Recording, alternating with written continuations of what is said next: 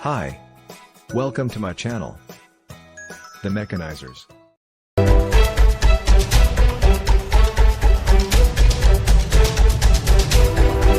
Welcome you all to my YouTube channel. तो आज की इस वीडियो में हम लोग बात करने वाले हैं क्लास 12th केमिस्ट्री का पहला चैप्टर जो कि है द सॉलिड स्टेट। तो इस वीडियो में हम लोग सॉलिड स्टेट के जितने भी बेसिक कॉन्सेप्ट्स हैं, जो भी इम्पोर्टेंट फार्मूले हैं, उन सबको हम लोग कवर करेंगे। तो without any further delay let's begin the video. तो सबसे पहले, जैसे कि आपको नाम से ही क्लियर है, सॉलिड स्टेट। तो सॉलिड स्टेट क्या है? ये one of the forms of matter है। तो अब हम लोग जान लेते हैं कि मैटर क्या होता है। तो anything having mass is called matter. तो कोई भी सबस्टेंस जिसके अंदर मास है उसको हम लोग क्या बोलेंगे? उसको हम लोग मैटर बोलेंगे। तो अब मैटर कितने टाइप्स का होता है? तो broadly classified matter occurs in 3 states, that is solid, liquid and gas. तो चूंकि ये चैप्टर का नाम ही है तो सॉलिड स्टेट, तो इस चैप्टर में हमारा मेजर कंसर्न रहने वाला है सॉलिड के साथ। लिक्विड और गैस को हम लोग इस चैप्टर में ज़्यादा डीप में नहीं देखने वाले हैं। तो चलिए कुछ प्रॉपर्टीज जान लेते हैं कि सॉलिड को सॉलिड ही क्यों बोलते हैं और लिक्विड गैस को फ्लूइड्स क्यों बोलते हैं। तो liquid and gas combined together are called fluids. Liquid और गैस को हम लोग एक साथ फ्लूइड्स बोलते हैं। ये फ्लूइड्स के अंडर में आते हैं। तो अब इनके कुछ प्रॉपर्टीज होते हैं फ्लूइड्स के। तो जो पहला प्रॉपर्टी होता है वो क्या होता है कि एबिलिटी टू फ्लो। तो फ्लूइड्स के अंदर फ्लो करने की एबिलिटी होता है। जैसे अगर हम पानी को फर्श पे गिराते हैं तो वो रैंडम डायरेक्शंस में अपने आप फ्लो होने लगता है। दूसरा जो प्रॉपर्टी होता है वो होता है कि फ्लूइड्स आर कंप्रेसिबल। तो फ्लूइड्स कंप्रेसिबल होते हैं, इसका मतलब क्या है माय डियर? तो इसका मतलब ये हुआ कि हम लोग देखते हैं कि हमारे घर में जो एलपीजी सिलेंडर्स होता है उसमें गैस को कंप्रेस करके रखा गया होता है। तो उसी चीज़ को हम लोग बोलते हैं fluids are compressible. Next thing is that कि fluids can not sustain shear force. इसका मतलब क्या होता है? इसका सिंपली यही मतलब होता है कि fluids are always in motion. Fluids static नहीं हो सकते हैं। तो चलिए, ये तो हो गया हमारा फ्लूइड्स के बारे में। अब हम लोग देखते हैं सॉलिड्स की प्रॉपर्टीज़ क्या क्या होती हैं। तो सॉलिड्स के अंदर जो सबसे पहला प्रॉपर्टी होता है वो ये होता है कि इनका डिफिनिट मास होता है, डिफिनिट वॉल्यूम होता है और डिफिनिट शेप होता है। तो ये सॉलिड्स की प्रॉपर्टीज हो गई फर्स्ट। इसके बाद हम लोग देखते हैं कि जो सॉलिड्स के अंदर में इंटरमॉलिक्यूलर डिस्टेंस होता है बॉन्ड्स के बीच में, वो कम होता है, short intermolecular distance. Next third property is in solids there is strong intermolecular force. Solids के अंदर में स्ट्रॉन्ग इंटरमॉलिक्यूलर फोर्स होता है। Next one is solids are incompressible and rigid. जैसे कोई आयरन का सपोज कीजिए कि बॉल है, तो आप उसको थोड़ा बहुत फोर्स के साथ तो डिफॉर्म कर नहीं सकते हैं। तो वो क्या हो गया? वो इनकम्प्रेसिबल हो गया। और रिजिड हो गया, मतलब किसी भी चीज़ का जिसका एक फिक्स्ड शेप है उसको हम लोग रिजिड बोलते हैं। ओके, अब हम लोग देख लेते हैं कि टाइप्स ऑफ सॉलिड्स क्या क्या होते हैं। तो सॉलिड्स को ब्रॉडली क्लासीफाई किया गया है 2 टाइप्स में। एक तो हो जाएगा हमारा crystalline solids and another one is amorphous solids. तो क्रिस्टलिन सॉलिड्स क्या होता है? इसकी कुछ प्रॉपर्टीज होती है। और एमॉर्फस सॉलिड्स क्या होता है? इसकी कुछ अपनी अलग प्रॉपर्टीज होती हैं। तो क्रिस्टलिन सॉलिड्स की प्रॉपर्टीज क्या क्या होती हैं? तो क्रिस्टलिन सॉलिड्स में definite and regular arrangement of particles होता है। नेक्स्ट हम लोग क्रिस्टलिन सॉलिड्स को ट्रू सॉलिड्स बोलते हैं। इनके अंदर long range order of arrangement होता है पार्टिकल्स का। मतलब कि इस चीज़ का मतलब क्या हुआ कि किसी खास डायरेक्शन में जो पार्टिकल्स होते हैं वो अरेंज्ड होते हैं पैटर्न में। Long range order of arrangement, इसी चीज़ को हम लोग बोलते हैं। देखिए यहाँ से पैटर्न फॉर्म हो रहा है, इस पैटर्न में पार्टिकल्स अरेंज्ड है, तो इसी चीज़ को हम लोग क्या बोलते हैं, इसी चीज़ को हम लोग बोलते हैं long range order of arrangement. अब नेक्स्ट जो इम्पोर्टेंट प्रॉपर्टी होता है वो होता है एनाइसोट्रॉपी। तो इसका मतलब क्या होता है, इसका ये मतलब होता है आइसोट्रॉपिक का मतलब होता है, आइसोट्रॉपिक का मतलब होता है कि सेम, आइसोट्रॉपिक का मतलब होता है सेम। तो इसमें देखिए यहाँ पे एन लग गया, तो इसलिए एन आइसोट्रॉपिक का मतलब क्या हो जाएगा, डिफरेंट। तो इनकी जो प्रॉपर्टीज होती हैं वो डिफरेंट डायरेक्शन में डिफरेंट होती हैं। नेक्स्ट प्रॉपर्टी क्या है कि शार्प मेल्टिंग पॉइंट होता है, जो क्रिस्टलिन सॉलिड्स होते हैं इनका शार्प मेल्टिंग पॉइंट होता है। ओके, तो अब हम लोग देखते हैं एमॉर्फस सॉलिड्स। तो एमॉर्फस सॉलिड्स क्या होते हैं, तो amorphous solids doesn't have regular arrangement of constituent particles. तो सबसे जो पहला प्रॉपर्टी होता है कि इनमें रेगुलर अरेंजमेंट ऑफ पार्टिकल्स नहीं होता है। सेकेंड इज डैट कि these are super cold liquids या फिर स्यूडो सॉलिड्स, यानी कि ये फॉल्स सॉलिड्स होते हैं। स्यूडो का मतलब क्या होता है, फॉल्स होता है, या फिर सुपर कोल्ड लिक्विड्स होते हैं। एग्जाम्पल जैसे कि हमारा एग्जाम्पल हो जाएगा इसमें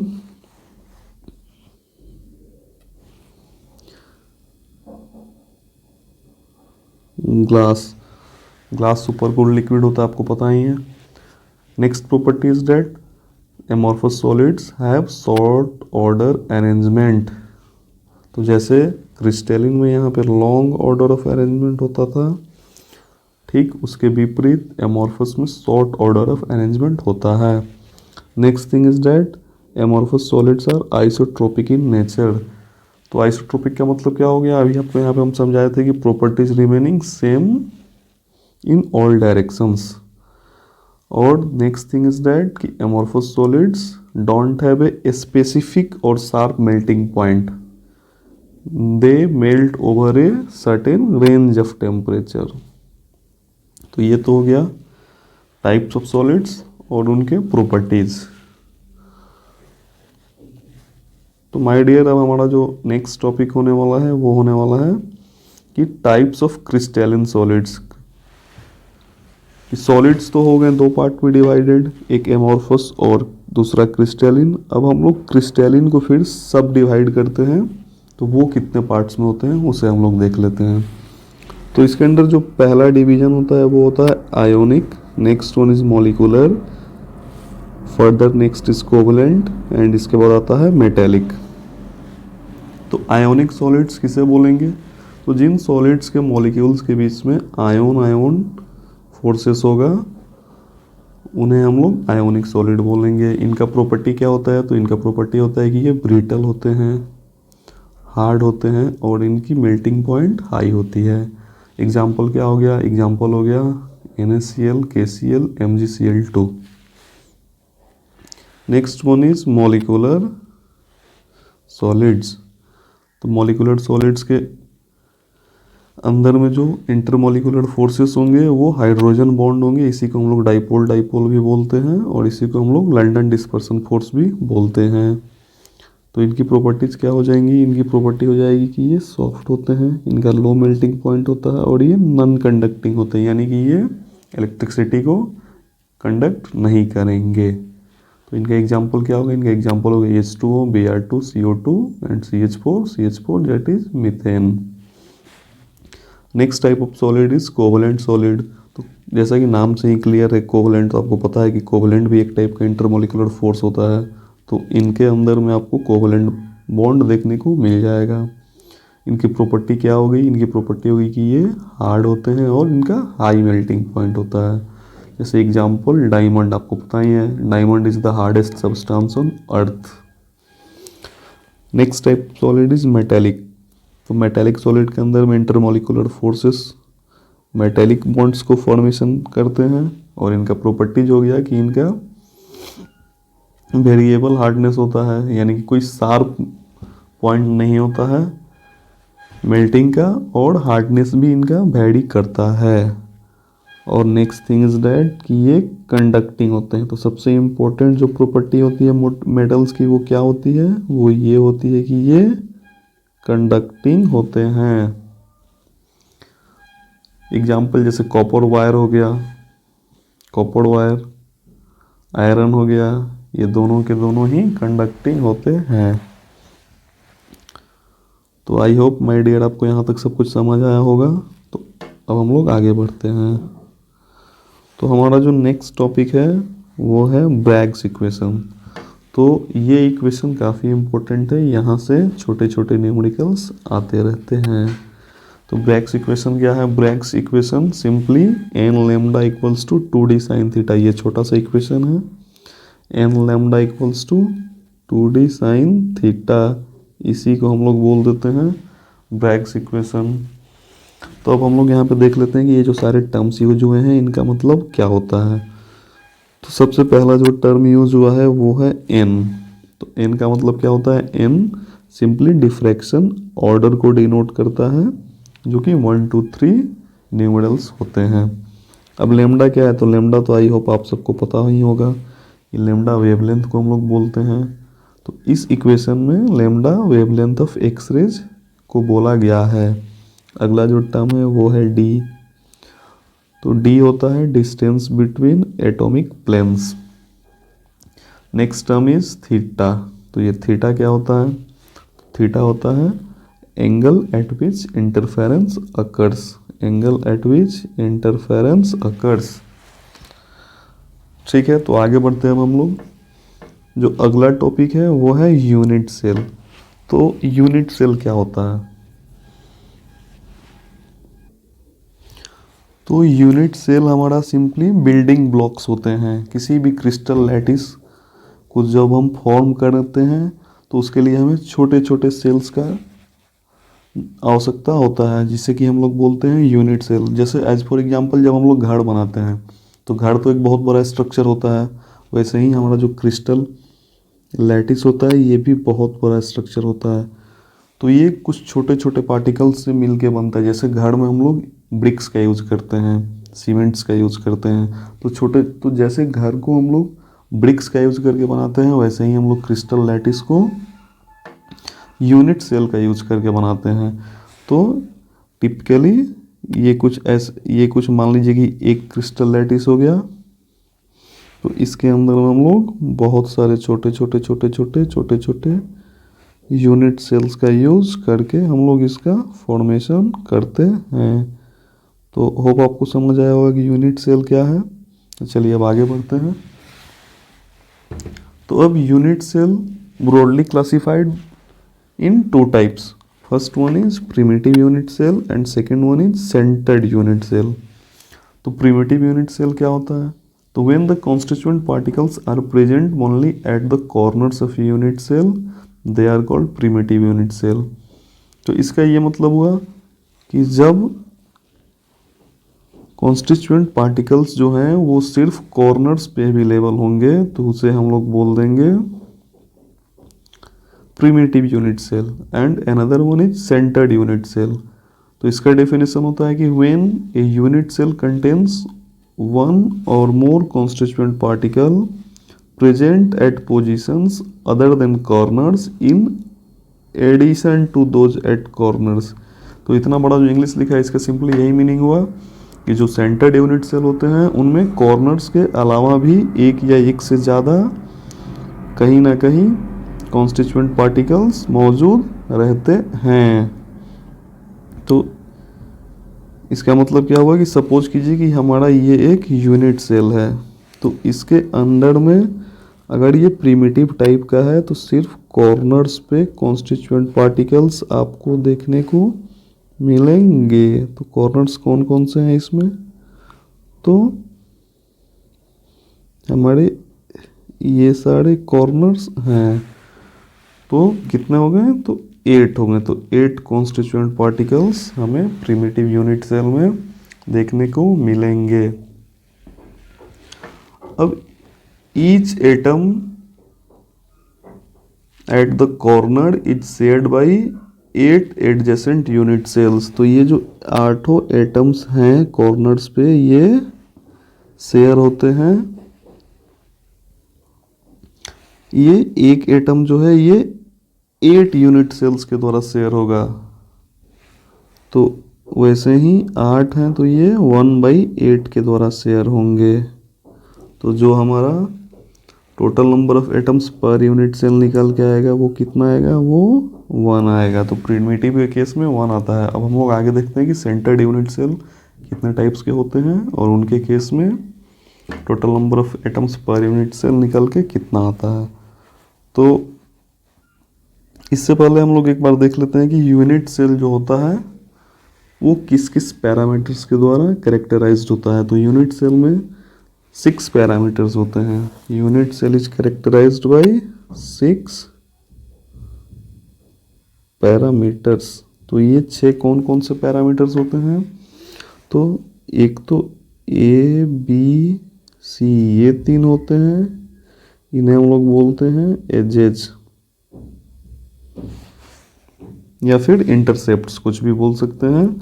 और नेक्स्ट होते हैं अल्फा और बीटा, सॉरी एक मिनट, अल्फा बीटा और गामा। तो इन्हें हम लोग क्या बोलते हैं, इन्हें हम लोग बोलते हैं एंगल बिटवीन द एजेस या फिर इंटरसेप्ट एंगल्स।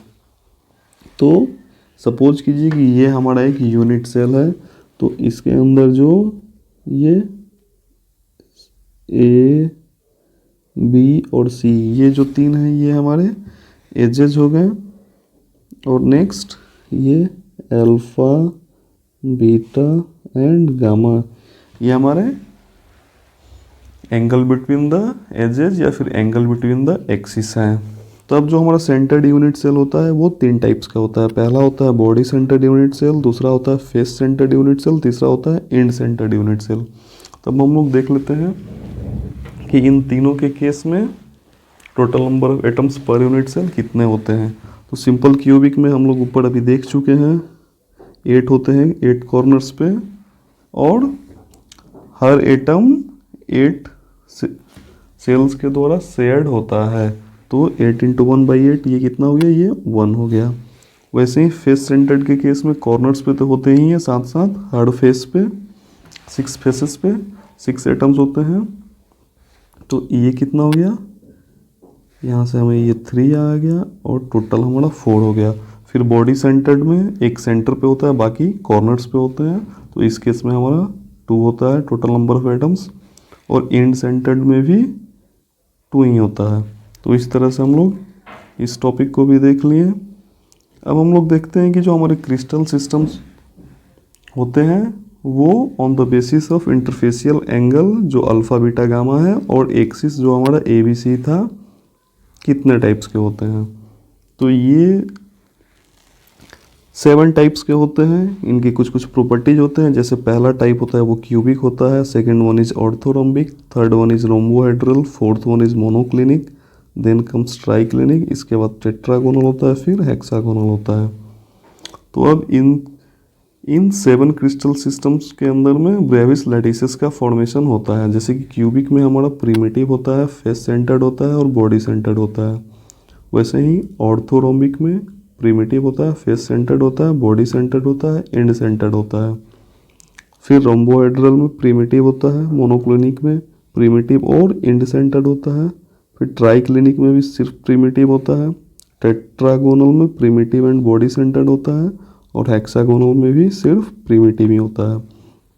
तो इनके इंटरसेप्ट्स और क्रिस्टल एंगल्स के बीच में कुछ रिलेशन होता है, उसको इस टेबल में ब्यूटीफुली प्रेजेंट किया गया है। तो इसको आपको यहाँ से याद कर लेना है। तो यहाँ से जो ये 7 क्रिस्टल सिस्टम्स हैं इनके द्वारा total number of Brevis lattices का फॉर्मेशन कितना होता है, टोटल नंबर ऑफ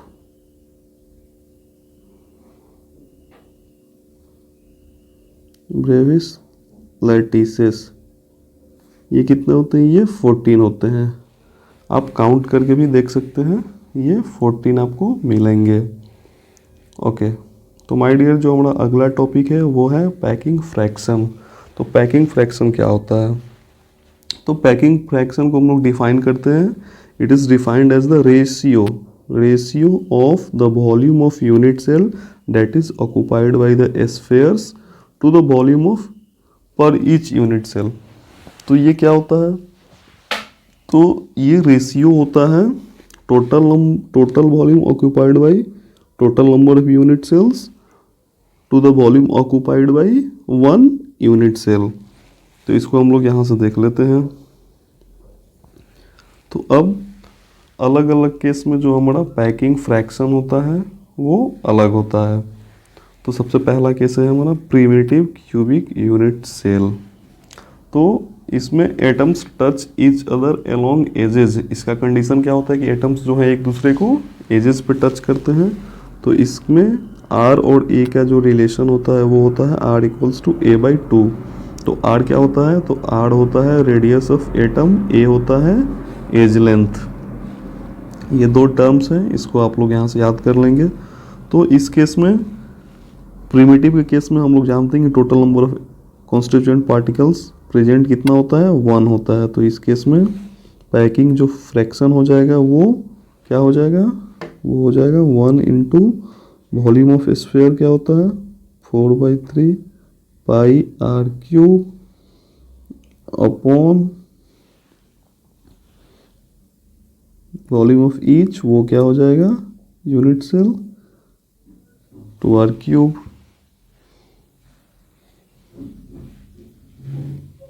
तो ये यहाँ से रिलेशन निकल के आया और जो पैकिंग फ्रैक्शन है वो 52.4% आ जाएगा. वैसे ही similarly second one is face centred cubic unit cell. तो इस केस में जो हमारा आर और ए के बीच का रिलेशन होता है वो होता है आर इक्वल्स टू √2a/4. तो इस केस में total number of constituent particles कितने होते हैं? हमारे टोटल नंबर ऑफ एटम्स कितने होते हैं? 4 होते हैं. तो यहाँ पे हम लोग 4 से मल्टीप्लाई कर देंगे और इस केस में जो हमारा रिजल्ट निकल के आता है वो कितना होता है? वो होता है 74%. पैकिंग फ्रैक्शन होता है 74%. मैक्सिमम होता है highest face centred cubic unit cell में. उसके बाद जो नेक्स्ट है वो है बॉडी सेंटर्ड यूनिट सेल. तो इस केस में जो आर और ए का रिलेशन होता है वो होता है आर इक्वल्स टू √3a/4. और इस केस में total number of atoms present कितना होता है? वो होता है 2. तो 2 से यहाँ पे हम लोग मल्टीप्लाई करते हैं और फिर सिमिलरली यहाँ पे जो हमारा रिजल्ट निकल के आता है वो 68% हो जाता है. तो माय डियर, इस चैप्टर का जो इस वीडियो का आज जो हम लोग कर रहे हैं इसका जो लास्ट टॉपिक है वो है कोऑर्डिनेशन नंबर. तो कोऑर्डिनेशन नंबर क्या होता है? तो it is defined as the number of particles immediately adjacent. तो इस वर्ड पे आपको स्ट्रेस देना है कि इमीडिएटली एडजेसेंट का क्या मतलब होता है. Immediately adjacent to each particle in the crystal system. तो इमीडिएटली एडजेसेंट का मतलब क्या होता है? इसका मतलब होता है कि जो ठीक आपके आसपास हो, आपके कांटेक्ट में हो. जैसे मान लीजिए ये हमारा एक क्रिस्टल लैटिस है. तो अगर हम लोग यहाँ पे अब कोऑर्डिनेशन नंबर फाइंड आउट करते हैं इस एटम के लिए, सपोज कीजिए कि इसके लिए हम लोग फाइंड आउट करते हैं, तो इसके ठीक इमीडिएटली एडजेसेंट कौन कौन से हैं? तो एक तो आपका ये है और दूसरा ये है. तो इसका कोऑर्डिनेशन नंबर क्या आ जाएगा? इसका कोऑर्डिनेशन नंबर आ जाएगा 2. तो होप आपको समझ आया होगा ये कॉन्सेप्ट. तो सिमिलरली सिंपल क्यूबिक लैटिस के लिए जो कोऑर्डिनेशन नंबर होता है वो कितना होता है? वो होता है 6. फिर बॉडी सेंटर्ड क्यूबिक के लिए जो कोऑर्डिनेशन नंबर होता है वो कितना होता है? वो होता है 8. और फिर जो फेस सेंटर्ड क्यूबिक होते हैं उनके लिए कोऑर्डिनेशन नंबर 12 होता है. तो माय डियर, इस चैप्टर में हम लोग इतना ही पढ़ते हैं और नेक्स्ट चैप्टर में जो इस चैप्टर का जो नेक्स्ट वीडियो होगा उसमें हम लोग जो डिफेक्ट्स हैं इसके अंदर में उस चीज़ को देखेंगे और कुछ न्यूमेरिकल्स को सॉल्व करेंगे. तो अगर आपको ये वीडियो पसंद आया हो तो वीडियो को लाइक कीजिए, वीडियो को शेयर कीजिए और चैनल को सब्सक्राइब भी कर लीजिए ताकि जब भी कोई नया वीडियो अपडेट हो तो वो आपके पास नोटिफिकेशन सबसे पहले चला जाए. तो thank you, best of luck for your exams, have a good day. Thank you for watching. Do like, share and subscribe the channel.